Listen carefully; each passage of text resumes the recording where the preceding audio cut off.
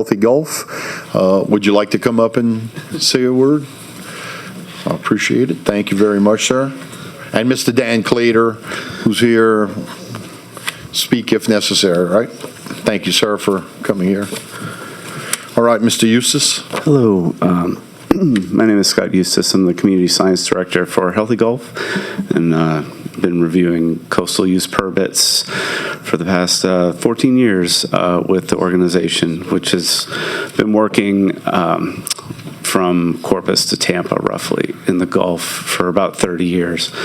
And we support wind done right, and I think it basically, just to piggyback on Stacy's comment, we support it done right. There's some things we're looking for, and we'll be reviewing the coastal use permits. But in general, we support the industry because they've come in with some very good marine spatial planning.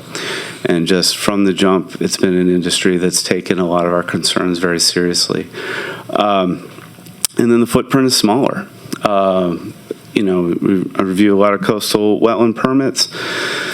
You compare a pipeline to a transmission line right away, the footprint is smaller, less of an impact, safer.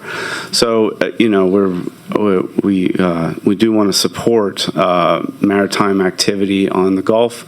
We think it's a really important sector. We think the growth and sustaining that sector is really important for other industries like coastal restoration and decommissioning and cleanup, which I've got some research on that's not ready for prime time, but we'd love to stay in touch with you on some of the numbers we have on just the amount of stuff that's out there in Lafourche and Plaquemines Parish. It's increasing at a rate we find concerning.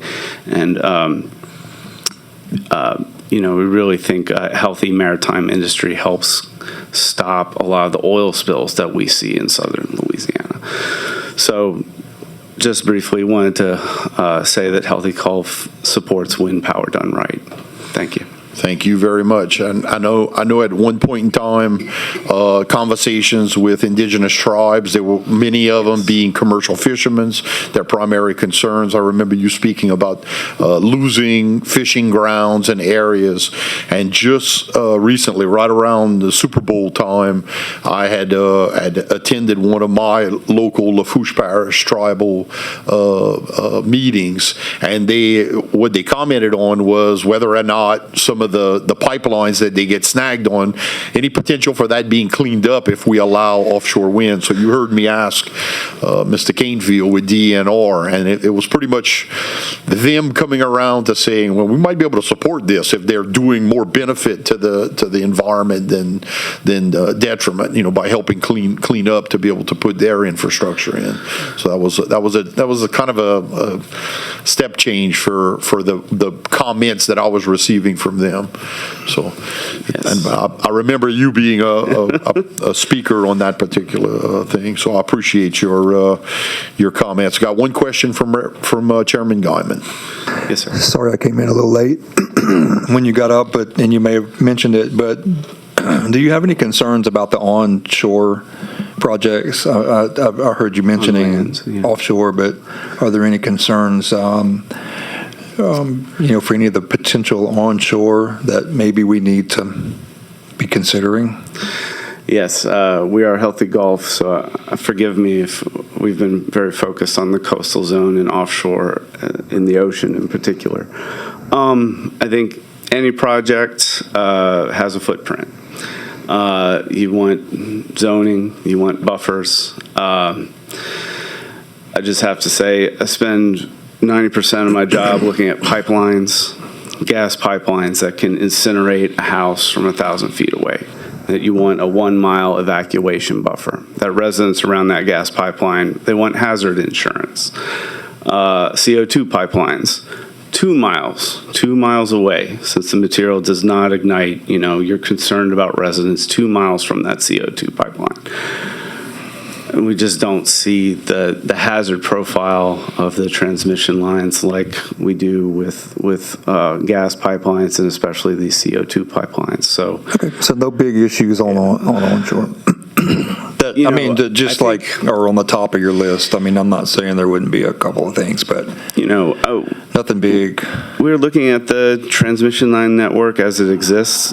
That's probably going to have to expand. I think we would not want a brand-new right-of-way through the Atchafalaya River Basin, for example. Atchafalaya River Basin's got a lot of hydrological issues. Long story, it's a very special place on Earth to protect. So, we wouldn't want the footprint to be excessive in that area, or for say on our wildlife management areas, where a lot of our members go to those places to recreate. So I think those are the kinds of issues that we're looking at, and particularly in the coastal zone where we have a permitting regime.